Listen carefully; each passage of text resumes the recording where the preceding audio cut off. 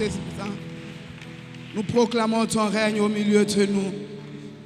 Nous sommes dans la joie quand on nous dit allons dans la maison de l'Éternel. Et nous savons que dans ta maison, il y a d'abondantes joies. Ta maison est appelée la maison de prière.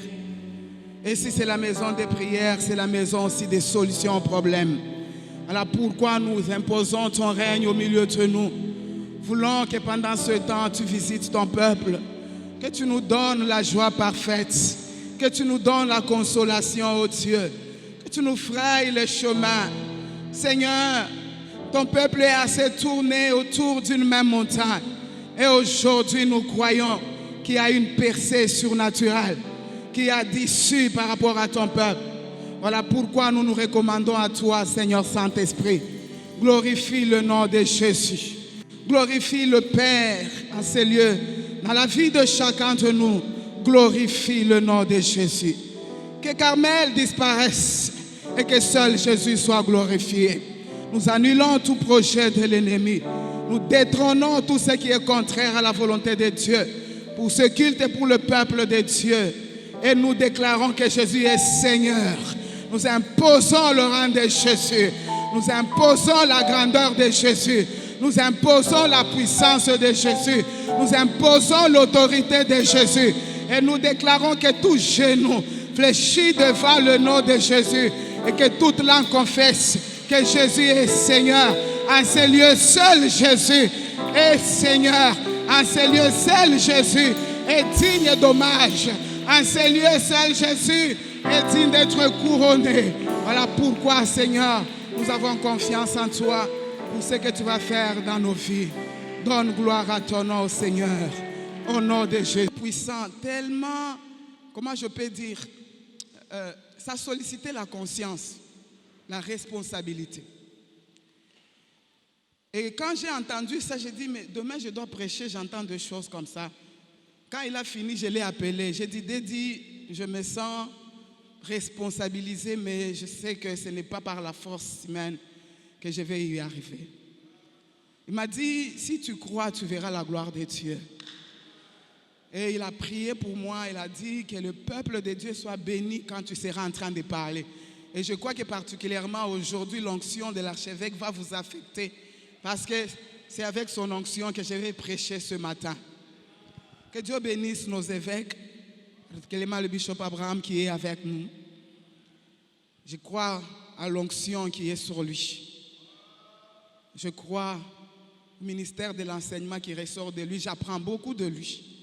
Et je crois aussi que ce matin, l'onction du bishop Abraham va affecter la vie de son peuple, du peuple de Dieu. Que Dieu bénisse tous nos pasteurs qui sont là. Que Dieu bénisse les anciens, les diacres et tout le peuple de Dieu. Que Dieu vous bénisse tous et que vous soyez bénis. Alléluia. Alléluia. Vous savez qu'avec les deux cultes, j'ai appris à respecter les choristes d'Abibi. Et ça passe. J'avais expérimenté ça quand j'avais fait la Sainte Seine. Donc, quand j'ai fini le deuxième culte, j'étais à plat. Je me dis, mais les choristes font ça chaque dimanche. Ils chantent au premier culte, ils chantent au deuxième culte. Les protocoles, peut-être, ils s'échangent, mais d'autres sont là. Mais les choristes sont là. Que le Seigneur vous visite, que le Seigneur vous bénisse pour ce sacrifice. Pasteur Alex, que le Seigneur te bénisse parce qu'on va travailler dans le même esprit, dans la même onction. Et c'est la même pensée qu'il a introduite à la Sainte Seine que le Seigneur m'a donnée pour partager avec son peuple. Soyez bénis, peuple de Dieu, parce que je sais que ce n'est pas moi dont vous avez besoin d'écouter, mais vous avez besoin d'écouter Dieu. Et qui dit écouter Dieu, dit trouver la solution à son problème. La foi et la prière, c'est le thème qui nous est donné pendant ce mois. Et moi, je voudrais intituler mon petit message « La foi et la prière du conquérant ». Alléluia. Prier, nous tous nous prions, la vie de prière nous est recommandée en tant qu'enfants de Dieu. Mais ici, je vais parler particulièrement de la prière où quelqu'un est préoccupé par quelque chose. ou quelqu'un a un besoin, ou quelqu'un a un projet, ou quelqu'un se dit, je cherche la solution à ce problème, j'ai besoin que Dieu me visite, j'ai besoin de trouver la paix, la joie, j'ai besoin de trouver la guérison. Je ne sais pas quel est ton problème, mais je veux dire à quelqu'un ce matin que quand tu te présentes dans la présence de Dieu pour dire je vais prier, la première des choses, tu dois savoir qu'est-ce que tu viens dire à Dieu. Tu dois avoir une pensée claire, tu dois avoir une vision. Parce que quand tu ne pries pas, quand tu pries plutôt sans vision, sans pensée claire, tu ne sauras même pas quand est-ce que Dieu t'a visité. Tu ne sauras même pas discerner la réponse de Dieu. Parce que tu es seulement en train de prier. Mais quand Dieu te répond, tu ne sais pas comprendre. Mais si tu as un focus, si tu as un fardeau, tu as une préoccupation, tu dois veiller. Quand quelqu'un a un besoin, il veille. Quand quelqu'un a un fardeau, il ne prie pas de n'importe quelle manière. Il se concentre sur son fardeau parce qu'il s'attend à quelque chose. Un conquérant, c'est quelqu'un qui vient dans la présence de Dieu avec un objectif. Avec un objectif. La femme à perte de sang disait, si je puis seulement toucher les pans de sa robe, je serai guéri. Donc dans la foule là, nous avons un problème, mais elle s'est dit, moi, c'est les pans de la robe de Jésus. Si je touche ça, mon problème sera traité. Alors j'aimerais que nous puissions prendre Jacques, chapitre 5. Jacques, chapitre 5.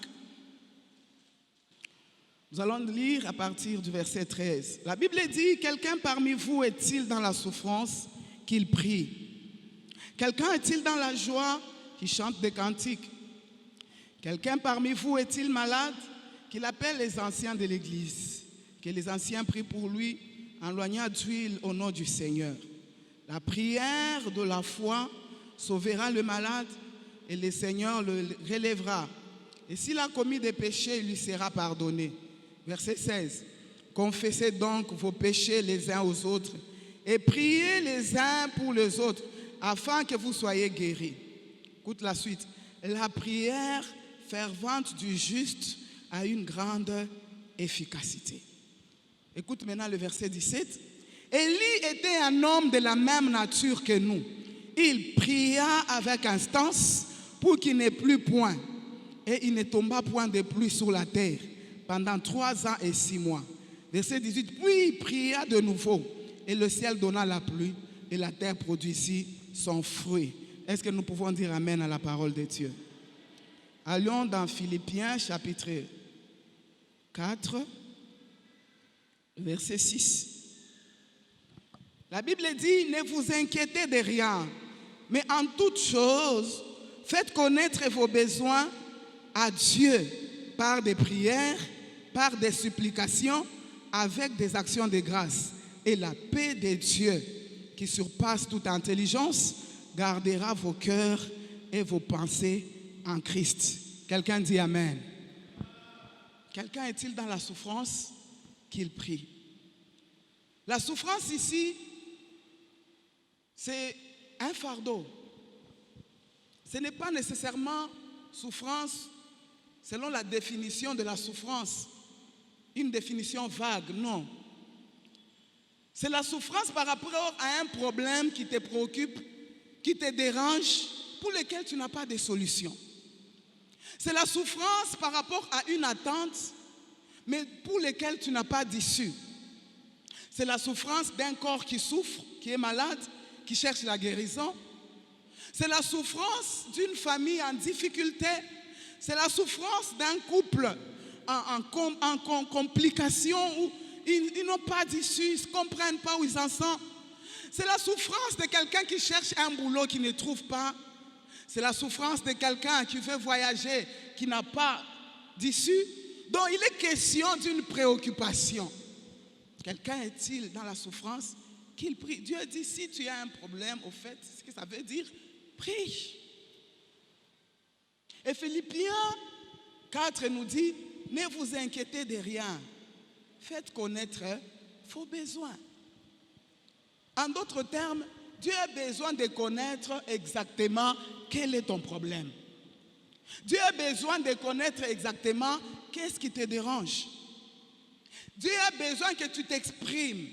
Dieu peut nous donner d'emblée les choses dont nous avons besoin, même quand nous ne prions pas. Mais s'il veut que nous puissions prier, c'est parce que la prière fait partie des principes de notre communication avec Dieu.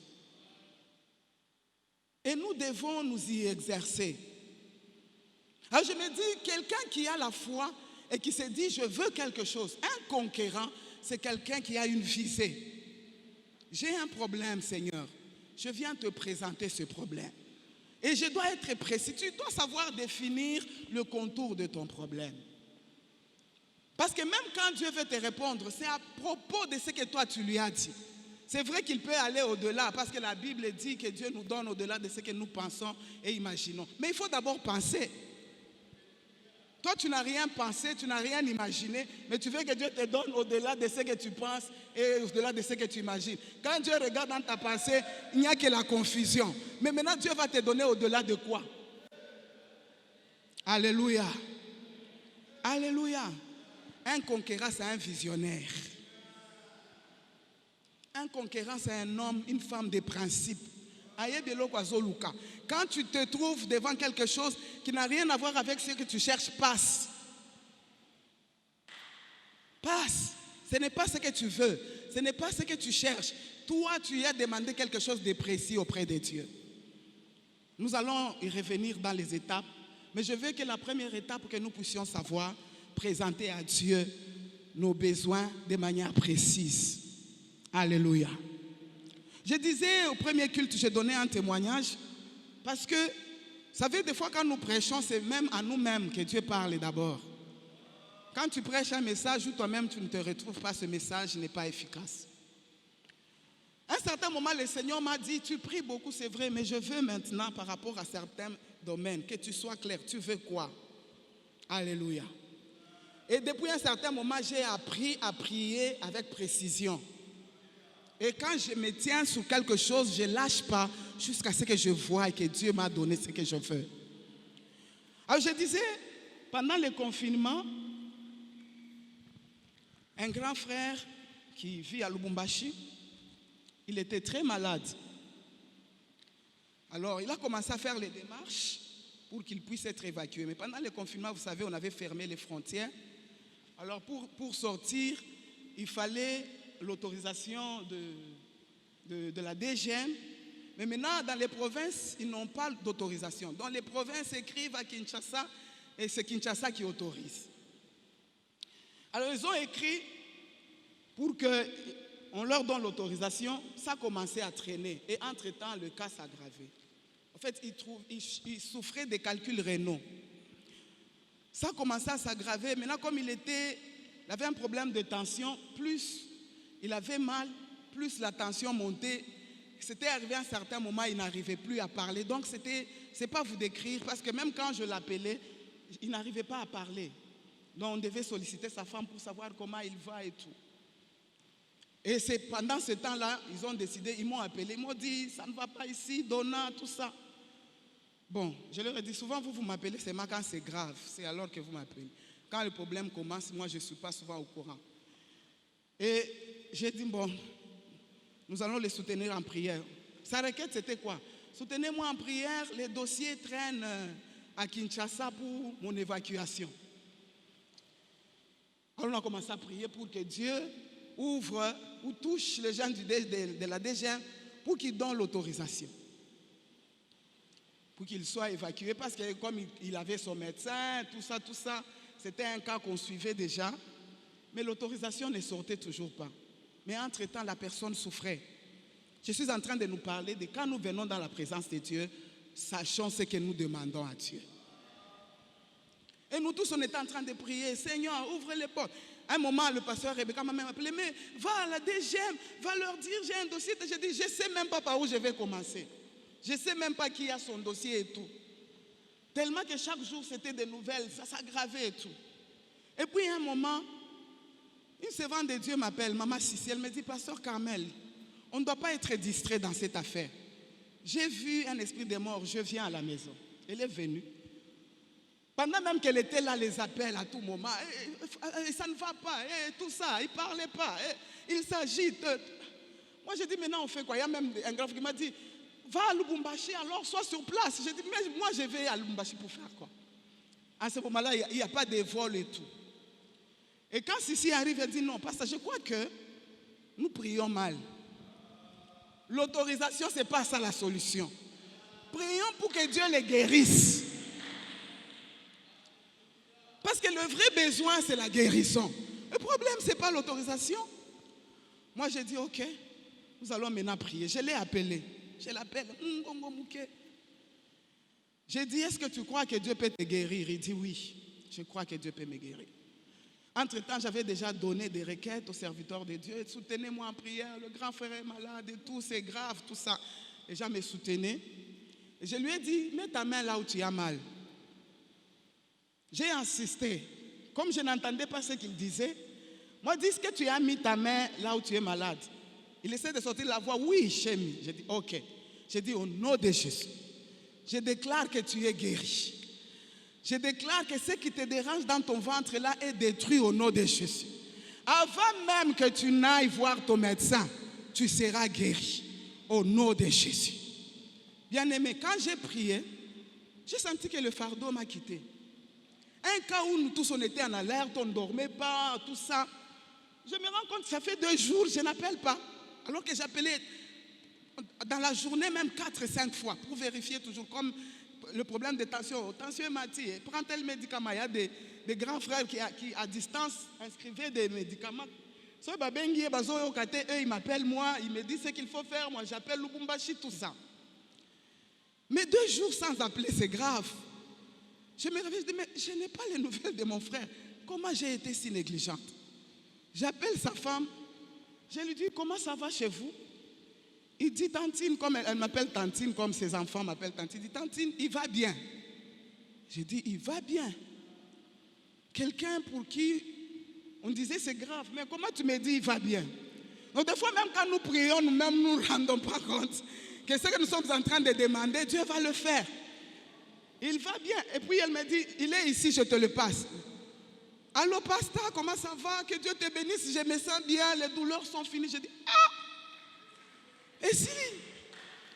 Alléluia. Non, Dieu est puissant, je vous dis.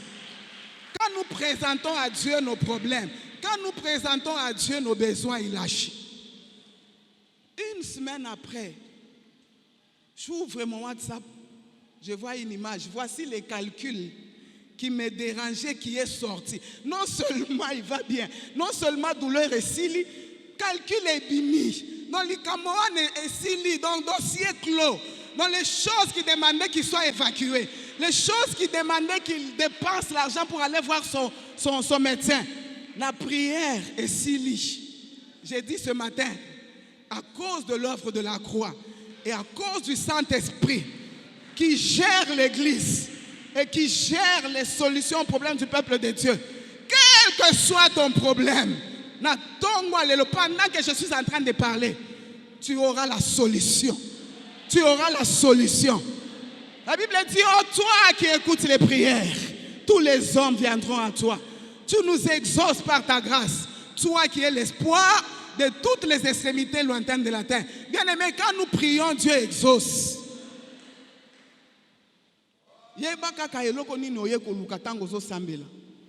Même si c'est difficile, toi parler à Dieu. Notre Dieu n'a pas de vocabulaire difficile dans son dictionnaire.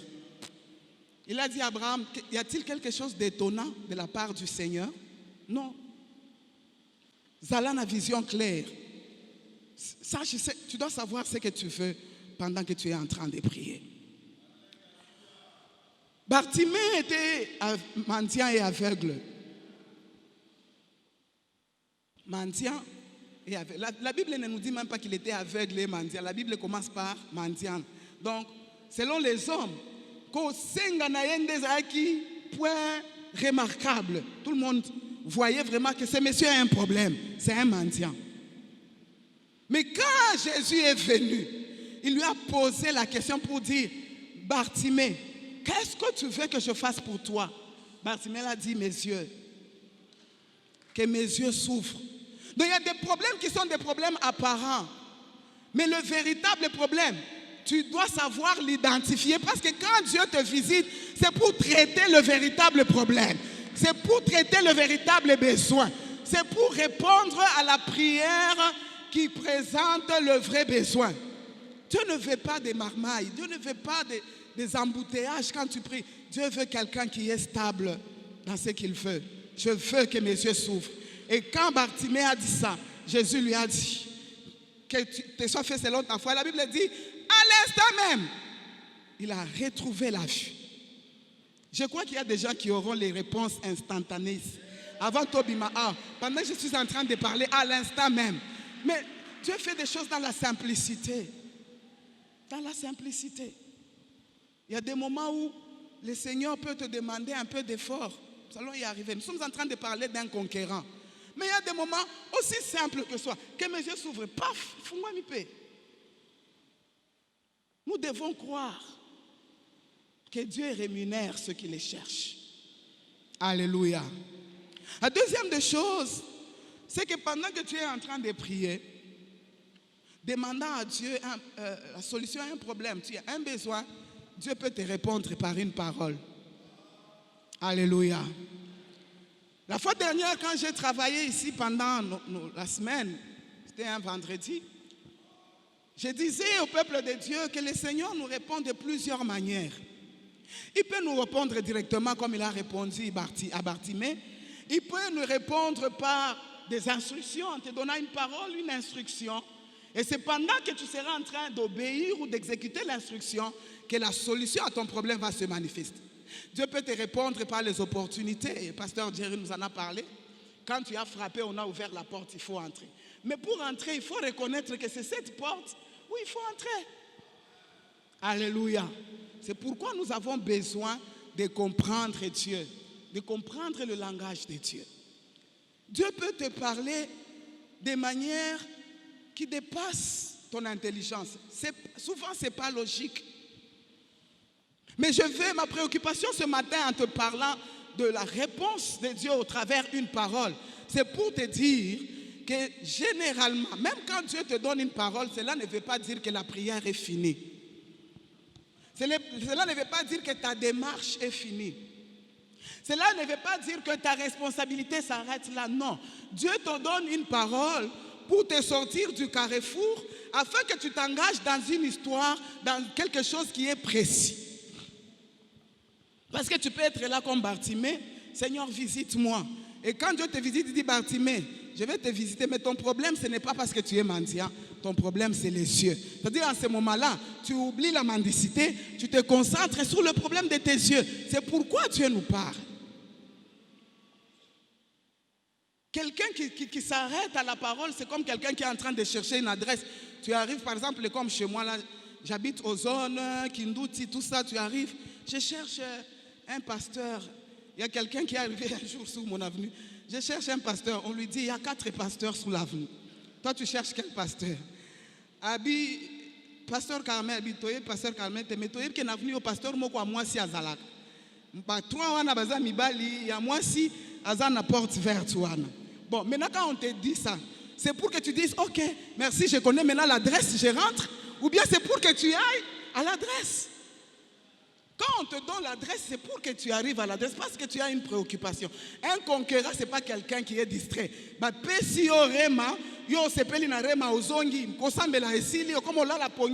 tu ne comprends pas que Dieu t'a donné les rémas pour que tu ne perdes plus le temps, pour que tu ne puisses plus t'embarrasser, pour que tu sois maintenant précis, que tu saches maintenant que j'ai fait tomber toutes les autres choses qui m'encombraient. Mon véritable problème, c'est ça. Tu te concentres sur ça et tu vas de l'avant.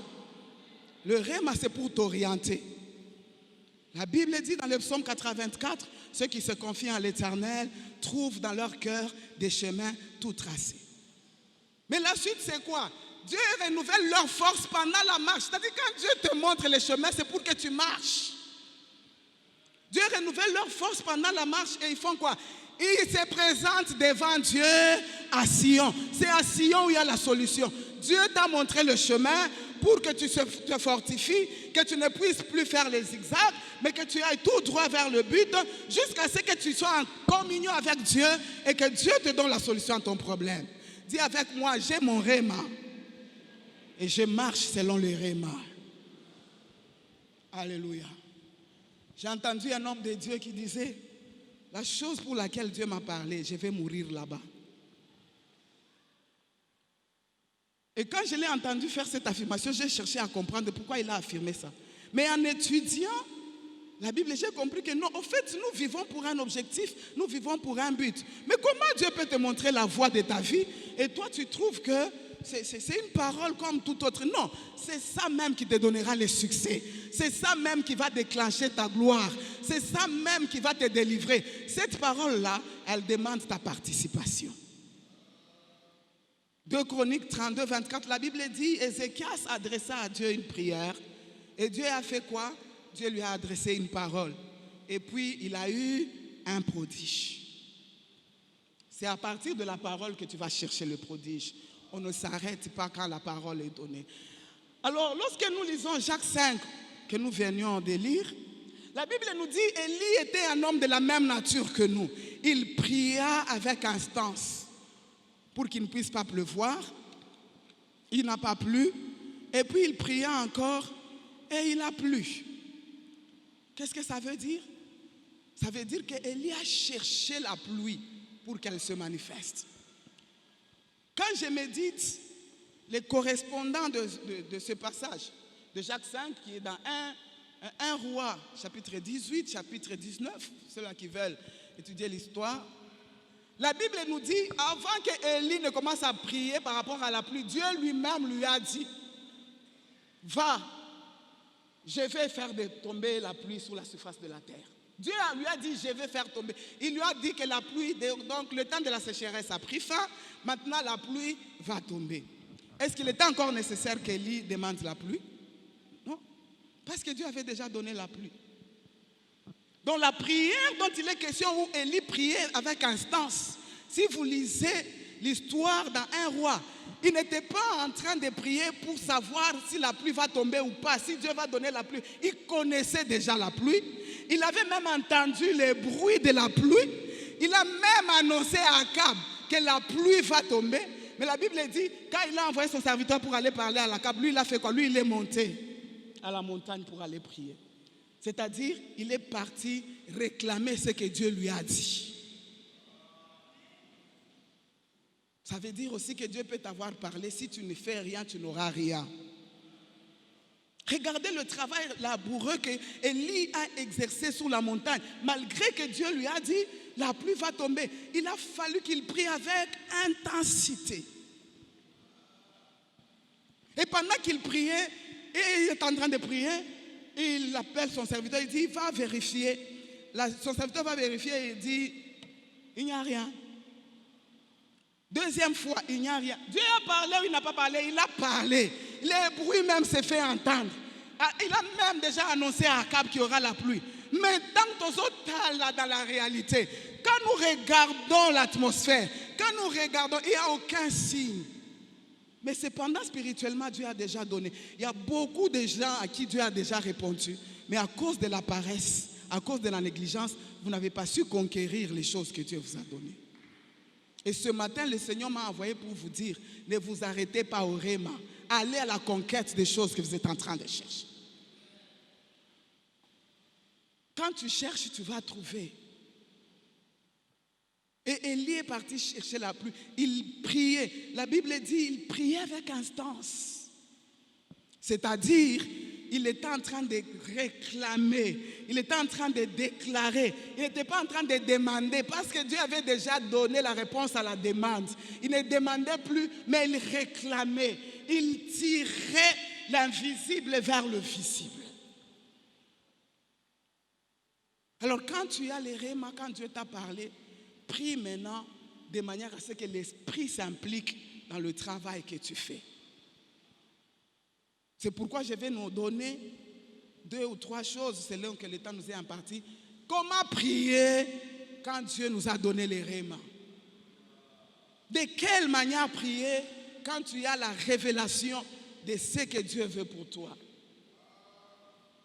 Comment te comporter dans la prière? Parce que des fois, nous sommes toujours, Seigneur, donne-moi. Demain, donne-moi. Donne.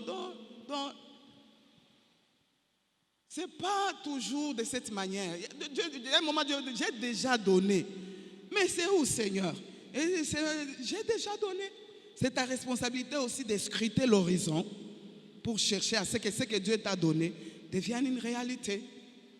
Alléluia. Donc Dieu est en train de demander ta participation. Dieu est en train de demander à ce que tu t'impliques dans ce que tu veux. Alléluia. Élie a compris que le bruit de la pluie ne suffit pas. Il faut que j'aille chercher la pluie. La première manière où la prière efficace, la haute prière, la prière que ne rate pas, c'est le parler en langue. Alléluia. Le parler en langue, c'est une prière qui touche tout, qui ne rate rien. Parce que c'est le langage de l'esprit. La Bible nous dit que l'esprit sonde tout, même les profondeurs de Dieu. Allons dans 1 Corinthiens chapitre 2. 1 Corinthiens chapitre 2. Je vais faire une lecture kangourou. Et ma parole et ma prédication ne reposaient pas sur les discours persuasifs de la sagesse, mais sur une démonstration d'esprit et de puissance. Afin que votre foi fût fondée non sur la sagesse des hommes, mais sur la puissance de Dieu. La Bible vient donc nous dire, si tu as la foi, elle ne doit pas être fondée sur la sagesse humaine, mais sur la démonstration, ou plutôt sur la puissance de Dieu. Mais maintenant, écoutez comment cette puissance est décrite. Cependant, c'est une sagesse. Donc, la foi doit être fondée. Cependant, c'est une sagesse que nous prêchons parmi les parfaits. Sagesse qui n'est pas de ce siècle, ni des chefs de ce siècle, qui vont être anéantis. Nous prêchons la sagesse de Dieu. L'idée, c'est par d'où notre foi doit être fondée sur la puissance de Dieu.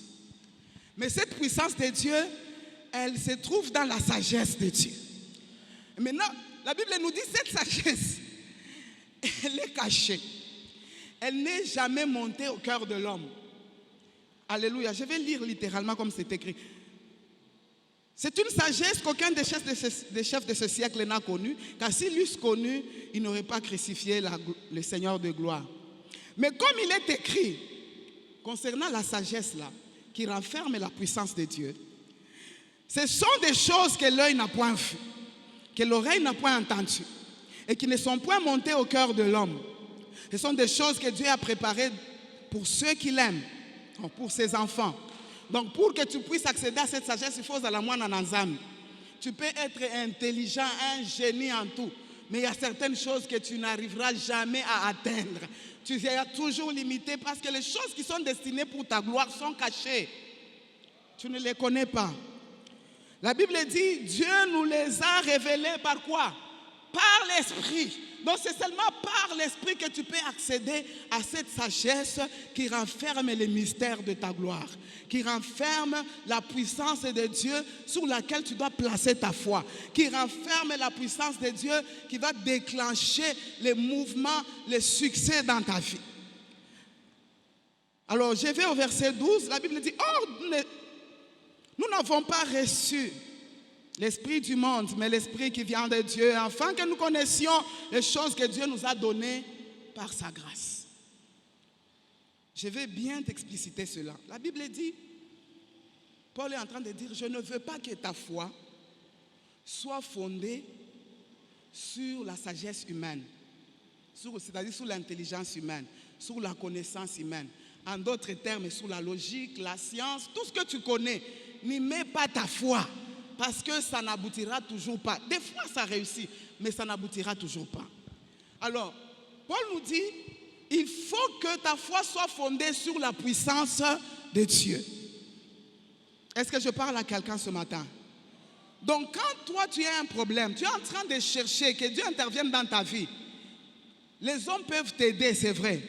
Mais des fois, ils vont s'arrêter quelque part. Il peut s'avérer que ton problème va au-delà de l'intelligence des hommes. Il peut s'avérer que ton problème va au-delà de la science. Il peut s'avérer que ton problème soit au-delà du connu ou de tout ce qu'on peut faire pour t'aider.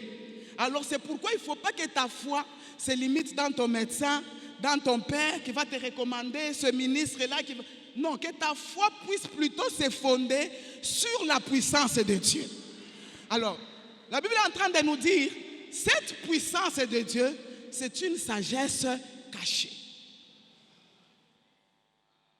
C'est une sagesse cachée. Cette sagesse-là, même les grands de ce monde ne l'ont jamais connue. Parce que s'ils connaissaient cette sagesse, ils n'allaient pas crucifier Jésus.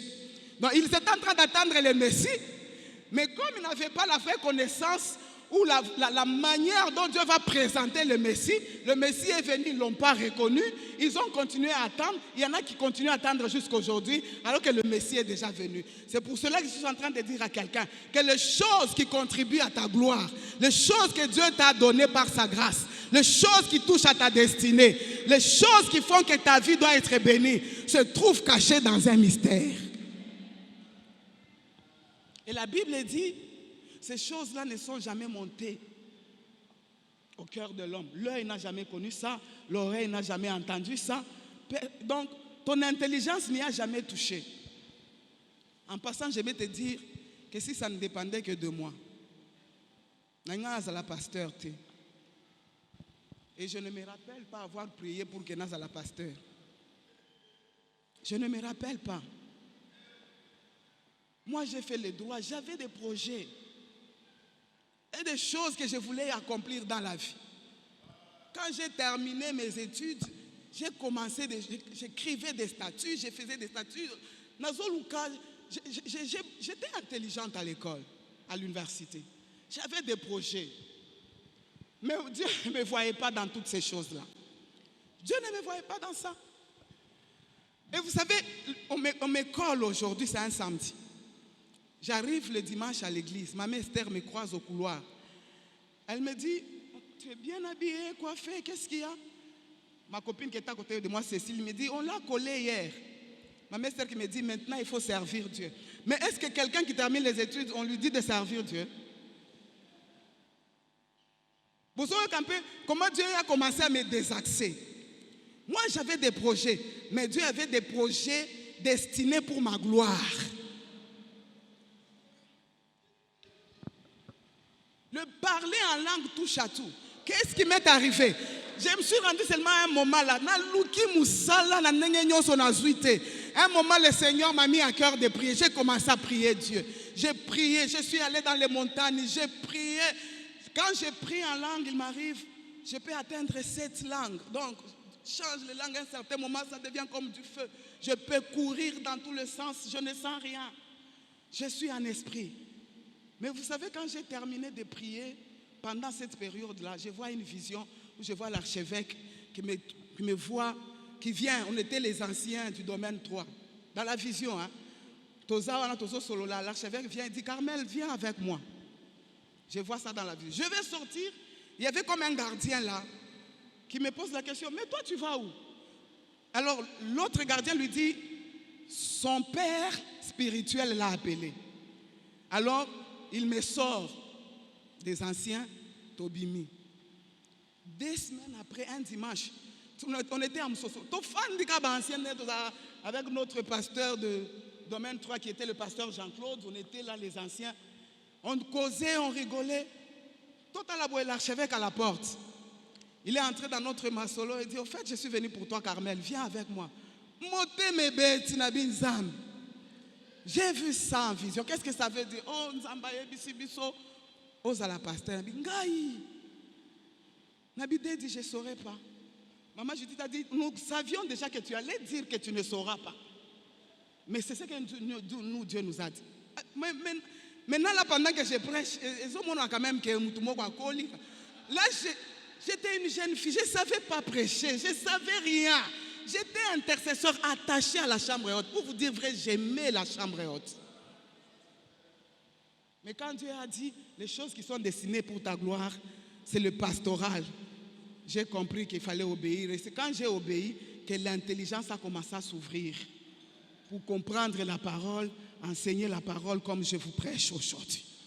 Mais avant ça, qui disait, Carmel disait la prière. Prière, prière. Donc à tout moment, on va veiller. Toutes sortes de tokosambela, jeûner tout. Mais prêcher, c'était difficile pour moi. Mais parce que c'était les choses qui étaient destinées pour ma gloire. Pendant que j'ai prié, je ne savais pas ce que j'ai demandé. Mais j'aimerais te dire que quand tu pries en langue, il y a des choses qui se fixent dans le monde spirituel.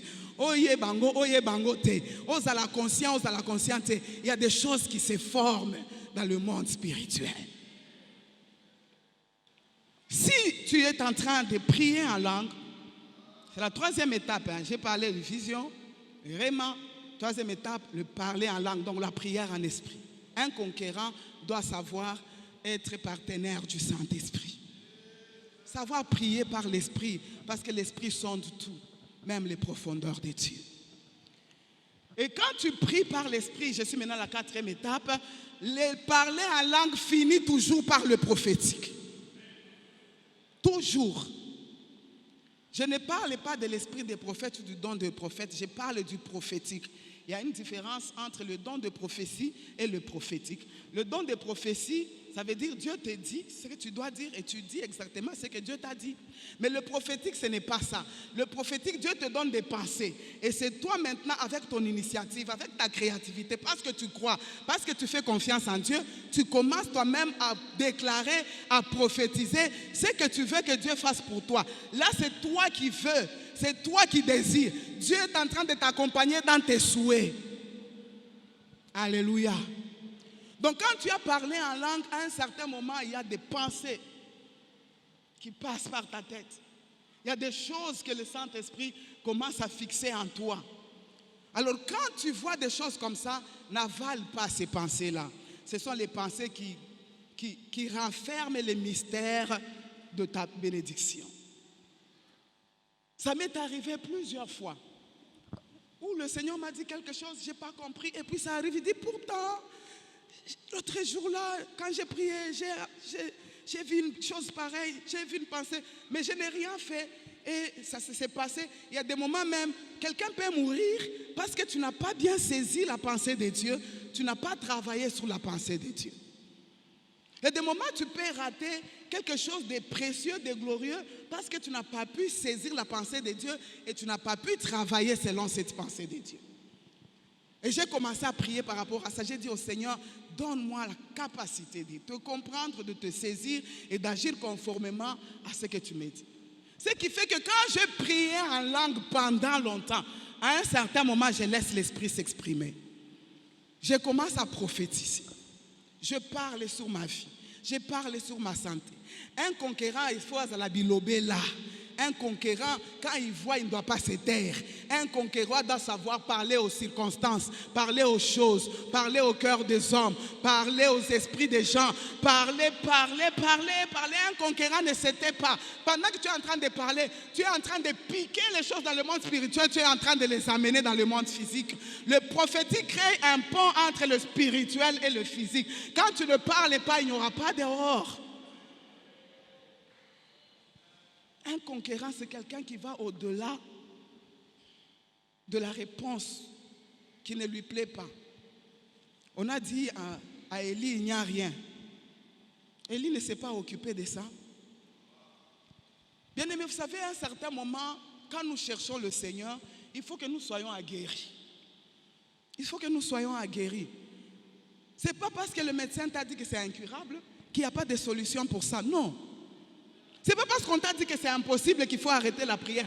Un conquérant va au-delà de la négativité, va au-delà du non, va au-delà de l'impossibilité, va au-delà de rien. En tout cas, pour moi, quand tu me dis il n'y a rien, ça ne veut rien dire pour moi. Je continue ma course parce que j'ai une visée. Quand tu me dis c'est difficile, c'est incurable, ça ne veut rien dire. Pour moi, ce n'est pas encore fini. J'ai une préoccupation. Je sais que je vais atteindre ce que je suis en train de poursuivre. Quel que soit le temps, quel que soit le chemin que je vais suivre, quelles que soient les circonstances. Moi, j'ai une vision. Je m'en fous de ce que les gens peuvent dire. Je m'en fous de ce que les médecins peuvent dire. Je m'en fous de ce que Coco a dit. Je m'en fous des songes. Surtout les songes, bien-aimés. Tu es en train de prier pour un malade, au monde, il y a Koufi, il y a un cercueil, tout ça. On m'a amené, on m'avait présenté un cas, ça, pendant le confinement, j'ai prié pour lui. Je l'ai même demandé de venir à l'église. Il n'y avait personne ici. On est venu, on a prié. Mais après, le Seigneur a montré que... Je ne sais pas si le Seigneur a montré, c'est le diable en tout cas. On l'a vu dans le cercueil. Fini, mort. Non seulement moi, 4 personnes, même un petit enfant. Oui, du pasteur Carmel, elle a appelé, elle a dit, j'ai vu que la personne où j'étais le nom pour qui vous êtes en train de prier est morte. Mais nous, on est en train de prier pour qu'elle guérisse. L'Esprit me dit, ça ne veut rien dire. Continue à prier. Je les ai encouragés, je leur ai dit, ces visions-là ne veulent rien dire. Nous sommes en train de prier pour qu'elle guérisse. Au moment où je vous parle, elle est totalement rétablie. Totalement rétablie. Qui es-tu, grande montagne de Zorobabel? Tu seras aplani. Quelle est cette montagne qui te dérange? Je vais te dire que ce n'est pas encore fini. Même si on t'a dit stop. Stop, il y a batouza, stop, il y a nzambete. Non, il y a batouza, non, il y a nzambete. Incurable des médecins n'est pas incurable de Dieu. Ce n'est pas encore fini. Relève-toi et continue ta course. Parce qu'avec Dieu, tout est possible. Avec Dieu, tout est possible. Quelle est cette montagne qui est au-devant de toi que tu n'arrives pas à planir? Ésaïe 41, 15 dit, je ferai de toi un traîneau neuf. Tu broyeras les montagnes. Un traîneau neuf. Traîneau, c'est un truc, un métal, selon la représentation physique des choses. Ici, il est question d'un langage spirituel. Mais traîneau veut dire un métal, un truc où on a introduit des pointes. Quand les Israélites voulaient broyer les montagnes, quand la montagne était grande ou elle était plus élevée, ils utilisaient les traîneaux. Parce que les traîneaux, ces métals, on les attachait aux bœufs. Alors les bœufs commençaient à tourner la montagne avec les traîneaux. Alors les traîneaux étaient en train de saper la montagne à partir de la fondation. Pendant qu'ils sont en train de saper la montagne, donc ils sont en train de fragiliser la montagne. À un certain moment, la montagne va être secouée et la montagne va tomber parce que la base de la montagne est fragilisée par le traîneau.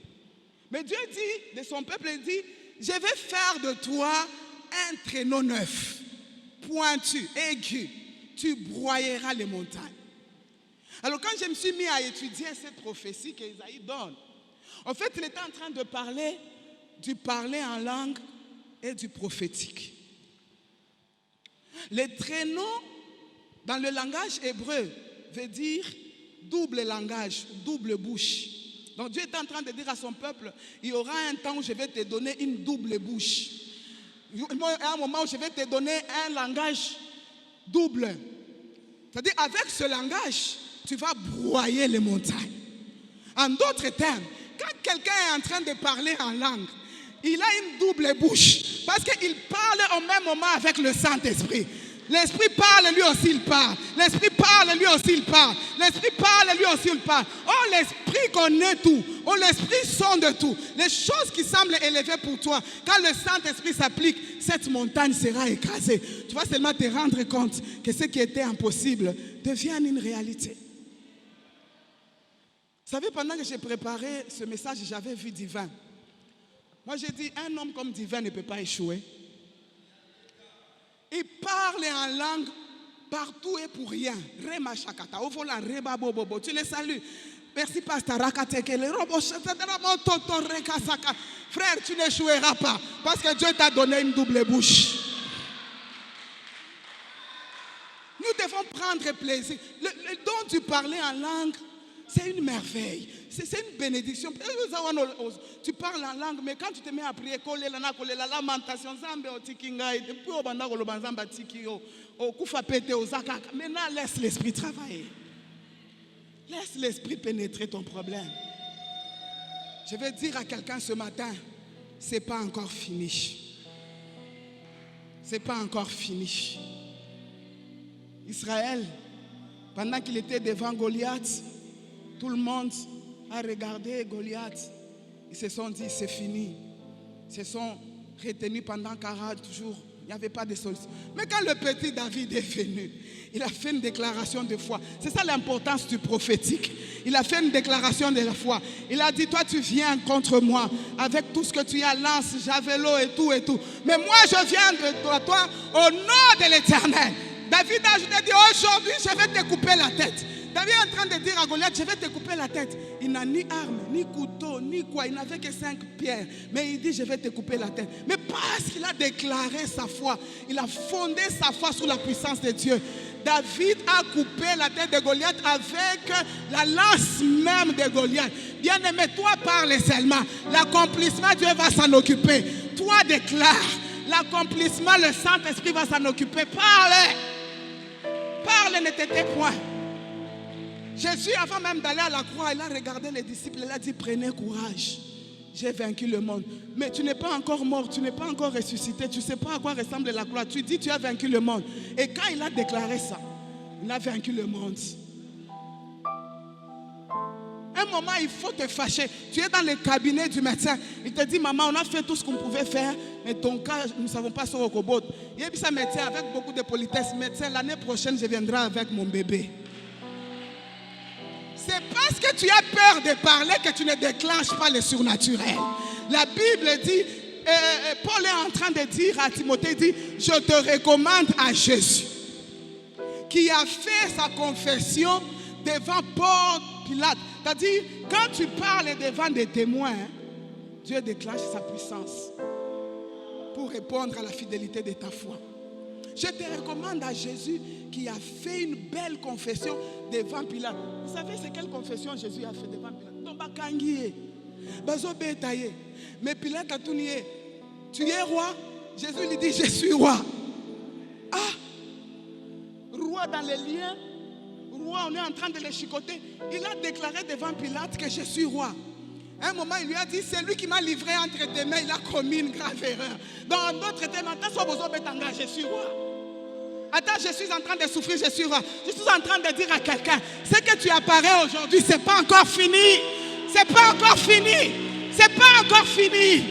Parce qu'il y a des mystères cachés qui sont en train de se déclencher. Pendant que je suis en train de parler, le Saint-Esprit est en train de toucher aux choses qui sont destinées pour ta gloire, aux choses qui vont t'apporter la joie, aux choses qui vont t'apporter la paix.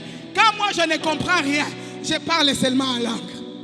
J'ai un besoin, je n'ai pas d'issue, je ne comprends rien. Ramasakata, Lemosozoza, Rekeshakata, Uragesolakate, Ziantale Marakata, Urakenterebosa, La Chata, Leketakara, Mekantaka. Je parle en langue, je parle en langue. À un moment quand l'esprit commence à dessiner les choses, je commence à prophétiser. Je dis, Carmel, tel que tu te vois ici, ce n'est pas encore fini. Il y a des choses glorieuses qui ont été destinées pour toi. Il y a des choses pour ta gloire.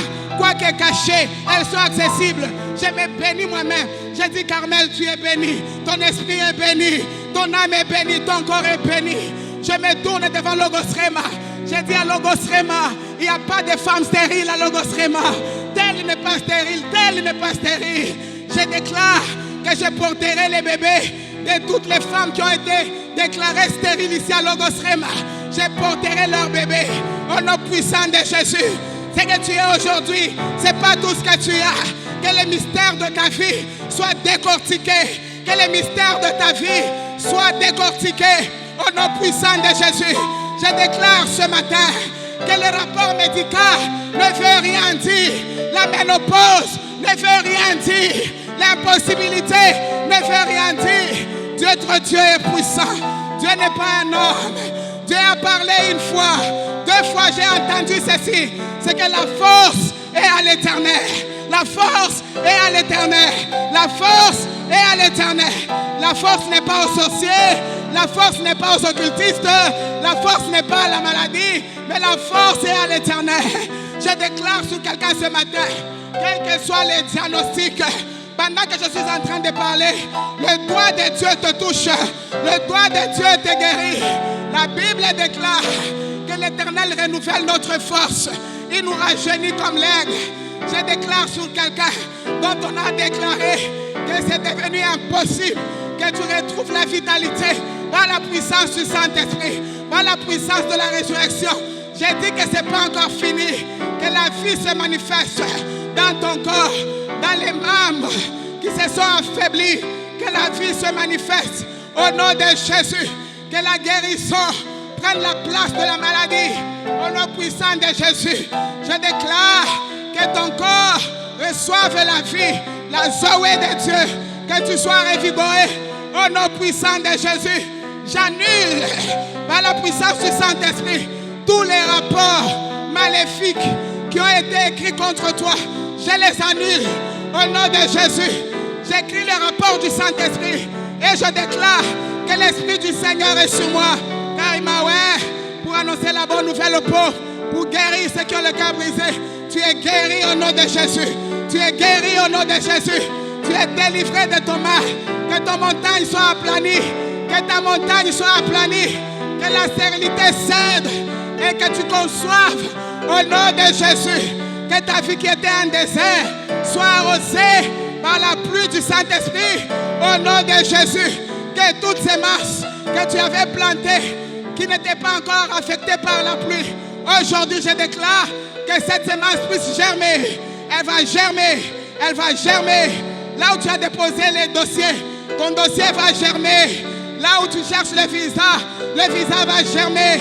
Que les bébés germent dans ton ventre produira la vie par la puissance du Saint-Esprit.